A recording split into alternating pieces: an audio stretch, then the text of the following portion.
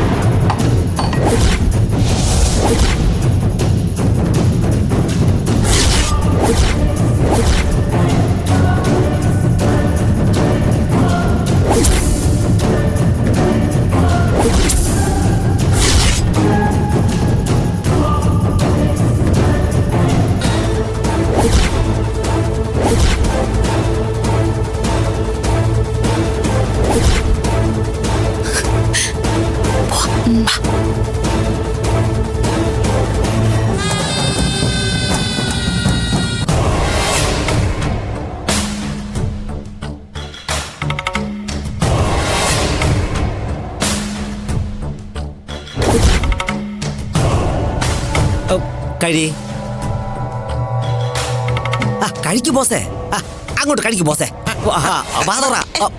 വേണ്ട, കഴിക്കു ബോസേ അങ്ങോട്ട്.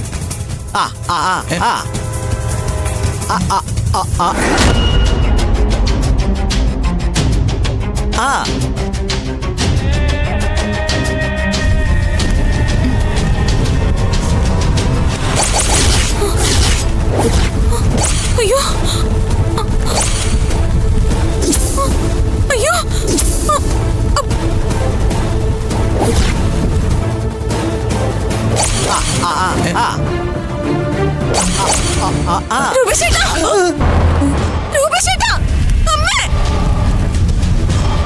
ദർശനയുടെ വിളിയല്ലേ ബോസെ? കഴിച്ചിട്ട് പോ.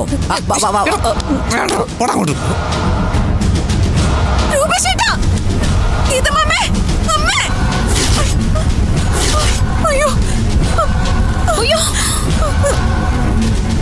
അയ്യോ മോളെ, അയ്യോ ഇത് കണ്ടോ? അയ്യോ അയ്യോ തുണി എടുത്തോണ്ട് വാ. തുണി എടുക്കാൻ. അയ്യോ എന്ത് പറ്റി? അതൊക്കെ എടുത്ത്. അയ്യോ അയ്യോ അയ്യോ മോളെ, അയ്യോ തീ. ദർശന ഇങ്ങോട്ട് മാറും മോളെ, അതിന് മുകളിലോട്ടിട്. അയ്യോ എന്താ ഈ കാണിക്കുന്നേ? ദർശനേ,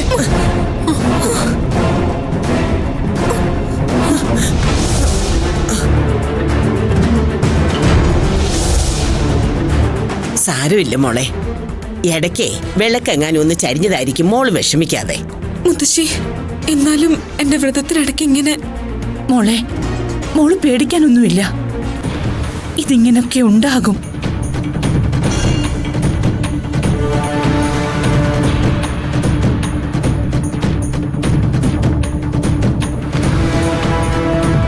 ദർശനേ, രൂപേഷേട്ടാ, നമ്മൾ പിടിച്ച വ്രതത്തിന് എന്ത് രൂപേഷേട്ടാ പറ്റിയത്?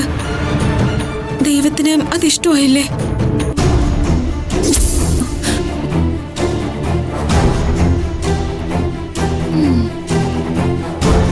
ദർശന, നീ വ്രതം എടുത്ത ഏത് ദൈവങ്ങൾക്ക് ഇഷ്ടപ്പെടാത്തത്? ഇതൊന്നും അല്ല. ദൈവങ്ങൾക്ക് ഇഷ്ടപ്പെടാത്തത് ആഹാരം പോലും നിയന്ത്രിക്കാൻ കഴിയാത്ത ഞാൻ വ്രതം എടുത്തതാ.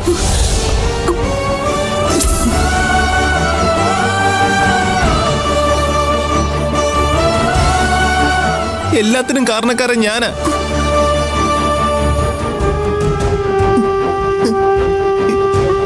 അപ്പോഴേ എല്ലാരും എന്നോട് പറഞ്ഞതാ ഈ വ്രതം എടുക്കാൻ പറ്റാത്ത ഞാൻ വ്രതം എടുക്കാൻ ഇറങ്ങി തിരിക്കരുതെന്ന്.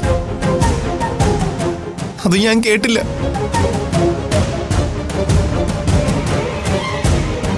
ആളുകൾ പറയുന്നത് വെറുതെ അല്ല, ഒന്നും പറഞ്ഞ മനസ്സിലാവാത്തൊരു പൊട്ടനാ ഞാൻ. മോനെ രൂപേഷേട്ടാ,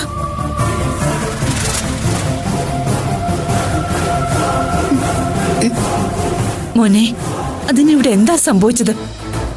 വ്രതം മുടങ്ങിയൊന്നുമില്ലല്ലോ. സംഭവിച്ചത് സംഭവിച്ചു. ഇനി അങ്ങോട്ടും ഇങ്ങോട്ടും കുറ്റപ്പെടുത്തിയിട്ട് കാര്യമൊന്നുമില്ല. മനുഷ്യരെ പറ്റിക്കുന്നത് പോലെ ദൈവങ്ങളെ പറ്റിക്കാന്ന് വിചാരിച്ചാ അതത്ര എളുപ്പം നടക്കില്ല എന്ന് പലർക്കും ഇപ്പൊ മനസ്സിലായി കാണും. അത് ശരിയാ. ശരീരശുദ്ധിയും മനഃശുദ്ധിയും ഉള്ളവര് വേണം വ്രതം എടുക്കാൻ. അല്ലാതെ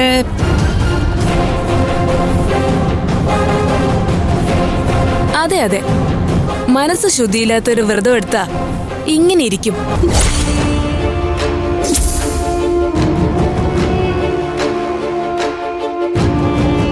ഏതായാലും വ്രതം ദൈവത്തിന് ഒട്ടും ബോധിച്ചിട്ടില്ലാന്ന് എല്ലാവർക്കും മനസ്സിലായല്ലോ.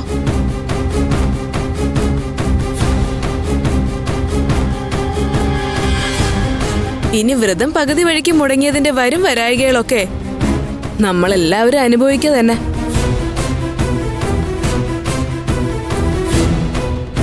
ഗീതമ്മ ചേച്ചി, ആ വിളക്കൊക്കെ അങ്ങ് അണച്ചേക്ക്. വ്രതമൊക്കെ മതി. ഇനിയും ദുശകുനങ്ങൾ വരുത്താൻ നിക്കണ്ട. അത് പറയാൻ നീ ആരാ? കുടുംബത്തിലെ ഗ്രഹനാഥയോ? കുടുംബത്തിലെ ഗ്രഹനാഥ പറയാനുള്ളത് ഗ്രഹനാഥ തന്നെ പറയും. നീ പറഞ്ഞല്ലോ ദുശകുനമെന്ന്. ഒരു കാറ്റടിച്ച് വിളക്കണഞ്ഞാൽ അത് ദുശകുനമാണെന്ന് ആരാ പറഞ്ഞത്? അങ്ങനെ ദുശകനങ്ങളൊക്കെ ഈ തറവാട്ടിൽ നിന്ന് ഒഴിവാക്കാൻ നിന്നാലേ പലതും ഒഴിവാക്കേണ്ടിയും വരും, പുണ്യാഹം തളിക്കേണ്ടിയും വരും. മനസ്സിലായോ?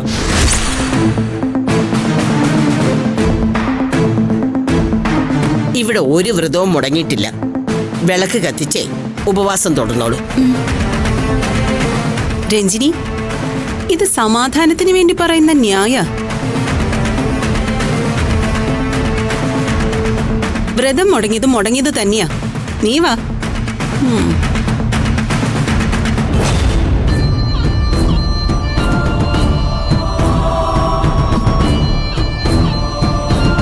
എടാ താക്കോലെ, ബോസേ, ഇനി നീ നോക്കിക്കോ, പട്ടിണി കിടന്ന് ചത്താ പോലും ഈ പൂജ തീരുന്നവരെ ഞാനൊരു തുള്ളി വെള്ളം പോലും കുടിക്കൂല.